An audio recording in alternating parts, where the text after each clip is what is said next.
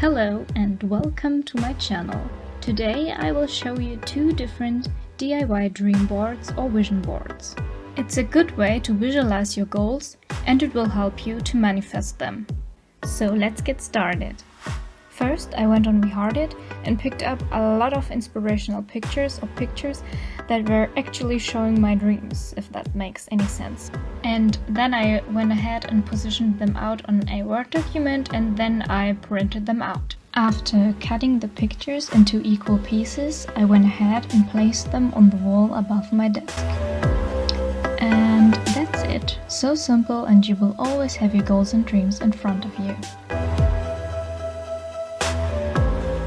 Next, I took another bunch of pictures and glued them into my diary.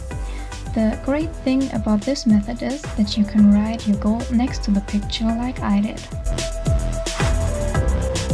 And that's it for this video. I hope you liked it and I would really appreciate a thumbs up.